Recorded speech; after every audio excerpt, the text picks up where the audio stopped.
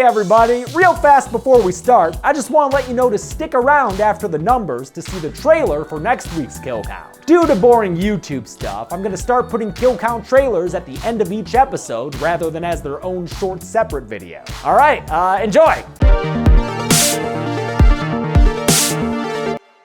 Welcome to the Kill Count, where we tally up the victims in all our favorite horror movies. I'm James A. Janice, and today we're looking at the 1971 Italian film A Bay of Blood, aka Carnage, aka Bloodbath, aka, most awesomely, Twitch of the Death Nerve. A Bay of Blood is the closest thing to a proper giallo film we've had on the Kill Count. Pieces came close, but it was a bit too splat-tastic. And even though I kind of referred to Suspiria as a giallo when I covered it in 2018, it'd be more accurate to call that one a supernatural horror movie made by a giallo filmmaker. In that case, Dario Argento. Argento and countless others were highly inspired by the director of A Bay of Blood, Mario Bava, a filmmaker who was also a cinematographer and an effects artist, and who's been called the master of Italian horror. A Bay of Blood follows a contrived real estate plot with lots of greedy characters all killing each other for land. Horror fans who stick to American cinema may not have ever seen this movie, but they've undoubtedly seen its imitators. I consider A Bay of Blood the true progenitor of the slasher film, released years before the subgenre would come into its own. Specifically, Friday the 13th fans will see a lot of that franchise's DNA here, from the waterside setting to the occasionally first-person killer to a couple of kills that Jason would copy completely, though usually with less blood. Because that's the thing with A Bay of Blood, it lives up to its name. It is violent as all hell, and horny as a motherfucker too. Slasher fans seriously couldn't ask for a better movie. As someone who doesn't always love slashers, since the lazy ones can be brutal to watch, I enjoyed A Bay of Blood a lot more than I expected. In between all the kills and boobs, it's got beautiful cinematography, with rich colors and interesting shots that come courtesy of Bava's background as a photographer. It makes all the time between kills just as enjoyable as the slaughter, a rarity in lesser slashers. There are also some themes at play regarding human nature and the cycle of violence, but I'm sure a lot of you are mostly interested in the blood and boobs I mentioned. YouTube probably is too, so today's episode is sponsored to help me get away with showing you just a little bit more gore. Shudder is your one-stop shop for horror movie streaming, with a dizzying selection that includes A Bay of Blood. Ain't that convenient? What's great about Shudder is that you can tell it's made by movie lovers, which is why they have curated collections narrowed down from their huge library that you can stream on all your favorite devices. Oh, check that out. They've got one just for giallo films. Mario Bava would be proud. They also have their own original series, like Creepshow, which is currently in its second season and is the most watched series in Shudder's history. It's got episodes directed by horror masters such as Greg Nicotero and friend of the Dead Meat podcast, Joe Lynch. We love that guy. Shudder's only $5.99 a month or $56.99 a year, and you can try it for free for 30 days by going to Shudder.com and using promo code DeadMeatJames. That's Shudder.com, SHUDDER, promo code DeadMeatJames for a free 30-day trial. Now I've heard tell that this bay has got a whole lot of bodies in it. Y'all lucky I'm here, cause it's my job to fish them out and count them up. The movie begins on a bay. A Bay of Blood. The owner of the land around this bay is the wheelchair-bound Countess Federica Donati. She's played by Isa Miranda, an international film star who was big in the 1930s, and boy does she love looking out at her bay. Brings a window-water tear to the eye, it does. I hope the Countess enjoyed her final view, because she suddenly finds an assailant in her midst who, with a rope and a kick, hangs her from her neck near the floor. Without her chair or the use of her legs, the Countess is unable to prevent a death by asphyxiation. Surprisingly for an Italian horror movie, we're shown who killed her right away. This murderous gent, her husband, Filippo Donati. So weird. Giallo films always have the murderer remain a mystery. Not sure why we're seeing seeing this guy? Oh, because he gets killed too. Cool. He's stabbed to death and falls to the floor, dying as he stares up at his wife's hanging corpse. And his killer, the one who just dragged his body away, is the one who's gonna be a mystery. Got it. A lot of the film's first half follows a group of rowdy youths who drive all up into that bay looking like the cover of an early Beatles album. There's a French chick, a German chick, and two horny dudes set on banging them. That's all there is to them. They're just here to have sex and get killed. I cannot stress enough how much this is a proto Friday the 13th, but one with way better cinematography. And no, I don't mean all the low angles on that obscenely short skirt, you perverts. Looking to spread their hormones everywhere, they break into an abandoned hotel and start dancing and panty flashing up a storm. German Brunhilde's into Bobby, but he can't really keep up with her free spirit energy. Meanwhile, Duke is, honestly dude, being way too aggro with the French Denise. No wonder she ends up wanting to get with Bobby more. Hey, Robert! What do we need him for? Come! Get out of here, beat it! Or hey, maybe she's just trying to see an Eiffel Tower. She is French after all. Left by her lonesome, Brunhilde heads to the bay so she can skinny dip in a shameless scene with a 70s softcore sounding score. During her lengthy soak, she discovers a very bloated and handsy dead body. She runs stark naked mad all the way back to the hotel for help, but the others are no longer there. They've since found the Countess's abandoned mansion, broken into it, and are having themselves a groovy time. God, I love a good conversation pit. And so the barely clothed woman has no one to help her when the first person killer catches up and slits her throat with a billhook. Hacks away at it too, leaving a frickin' trench in her neck. Great effects, but the best part about this kill is that the dying woman has time to rotate her bum towards the camera. Horny ass film. Bonk! Speaking of horniness, Duke has finally detwad his menage, so he's sexing it up with Denise on his own while Bobby reads a book and goes out of focus. Man, our first person killer must have some bad eyesight, which is probably why they knock into this pod and break it. Hey Bobby, wanna check out that noise?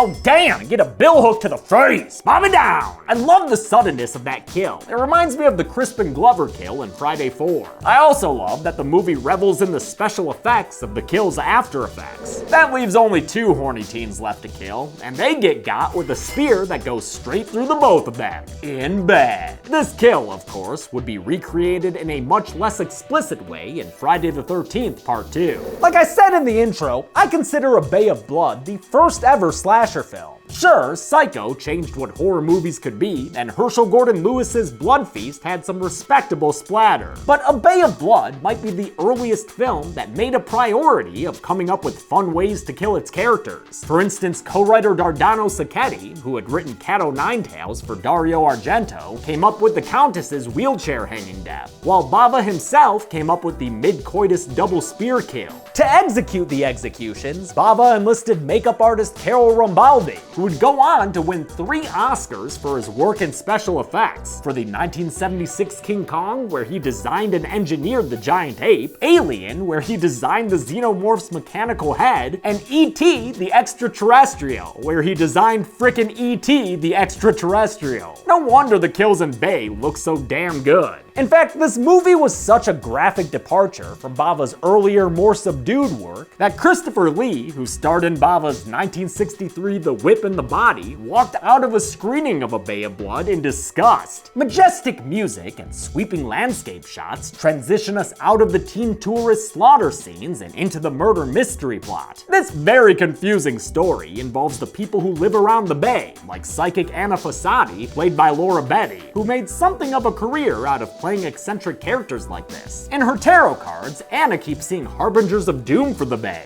but her warnings are ignored by her husband Paolo Fossati, an entomologist who talks to his bugs. We can't understand anything, right, Ferdinando? Ferdinando's the bug. Paolo's been growing testy enough to murder his bugs, oh no! Because of his neighbor Frank Ventura, a real estate agent who wants to buy up the bay and go all Danny DeVito on it. I figured that in about 3 weeks we can start with the blasting. All Frank needs to transform the bay into dollars is to buy it from the Countess's heir, who inherited it after she and her husband were killed. Frank has to go get the heir's signature for the purchase, which means leaving the bed of Laura, his personal assistant and paramour. And do you know how hard it is to leave a pair of boobs that evoke piano music?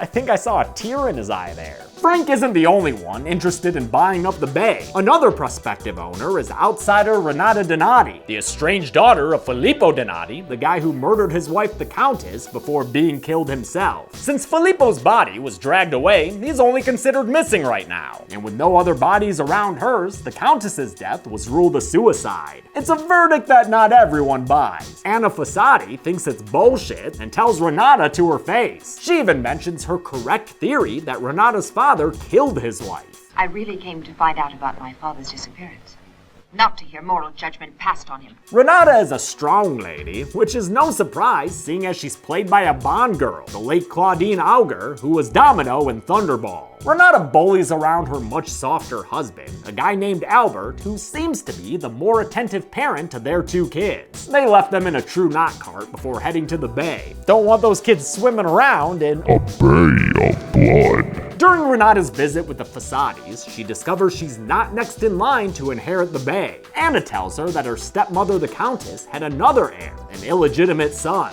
Oh, he's a fellow who lives here in the shack on the bay. That love shack living son of an affair is this fishing dude named Simon, a description that also applies to at least 3 Bible characters. Hell, Simon even says Bible-y things. But if you kill for killing's sake, you become a monster. It's Simon's scene with Paolo where the movie explores its central theme, the question of if senseless violence is inherent to human nature. This theme is best illustrated when Simon kills that squid by biting its head. But I didn't want to include that footage since, yeah, it's a real squid being killed. I've heard the old head bite is the most humane way to kill them, but still seems weird to me. Simon's existence comes as a surprise to Renata, and she quickly begins thinking of him in an inappropriately murdery way. There's only one obstacle between us and that inheritance. Huh?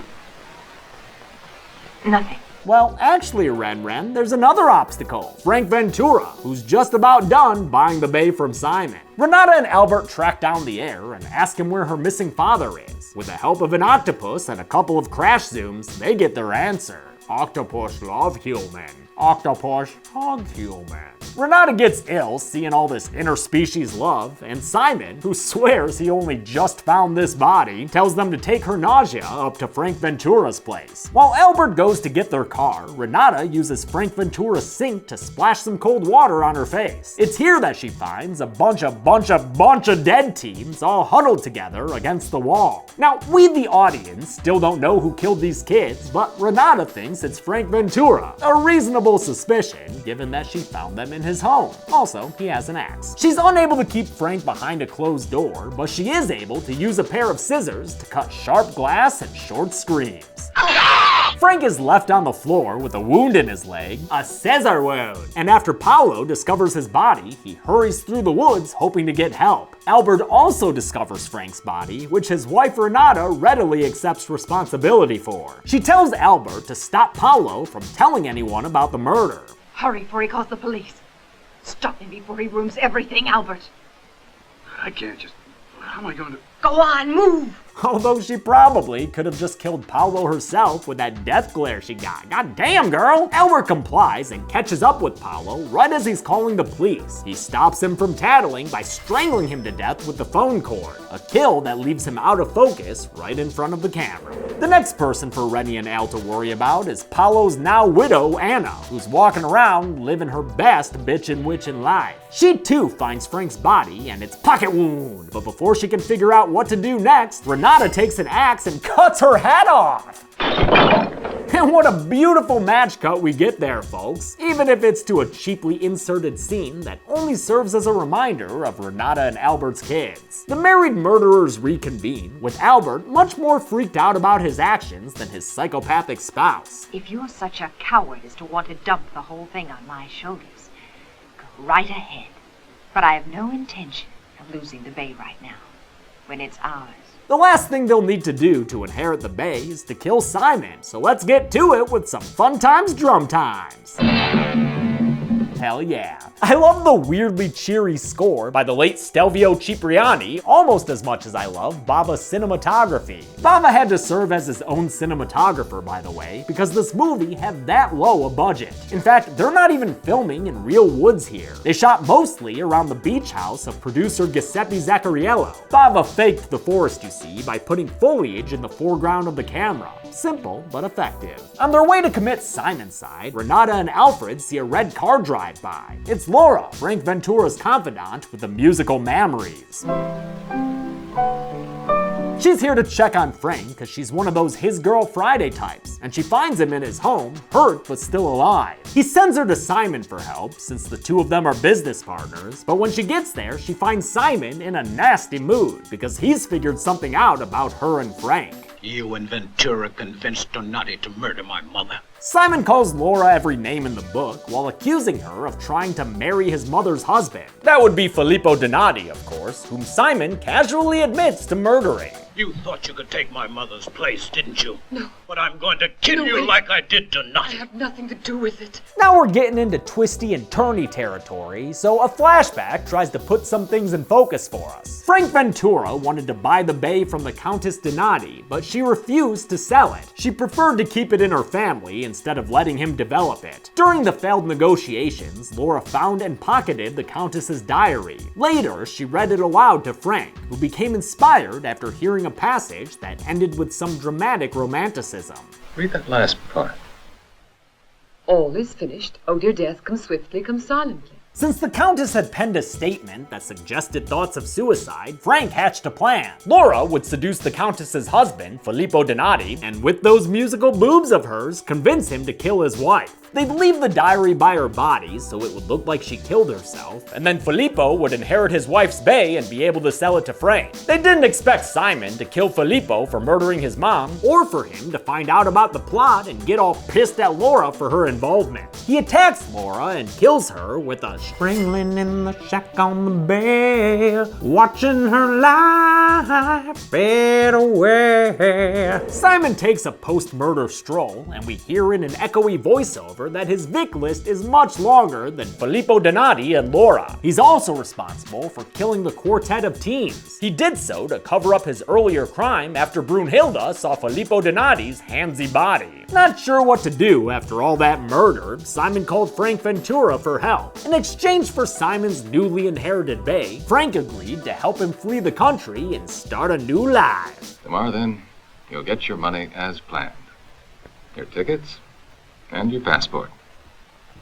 Thank you. Don't thank him too quickly, Simon, because you've still got to survive the night. And thanks to Albert, that's not gonna happen. Albert kills Simon by pinning him against the side of his shack with a spear. It doesn't quite impress Renata, but at least he's not disappointing her for once. That'll do, Al. That'll do. Renata and Albert fish her father's body out of the bay. If she wants to inherit this place, they'll have to make sure he remains missing and that the Countess's death stays ruled as a suicide. They ransack Frank Ventura's place and look for the land contract, but right as Albert finds it, someone turns off the lights. Out of the darkness, Frank attacks Albert with a pair of scissors, and though it looks like he's able to stab him, to Renata's surprise, Albert emerges as the victor of the scuffle. I'm not positive that Frank Ventura was killed, since we didn't see it happen on screen, but judging how my Rennie and Al have been operating, I think it's a safe assumption. The two of them burn up Frank's contract and celebrate their victory. The bay is theirs! They actually got away with it! Mommy, Daddy.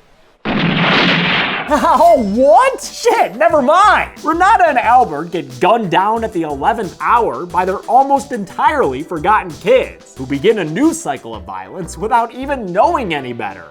Gee, they're good at playing dead, aren't they? The movie ends with the two killer kids running off together to go play by the bay. The Bay of Blood. A bay can hold a whole lot of blood. How many bodies provided it? Let's find out by counting all the blood in the bay. How many kills did we get today?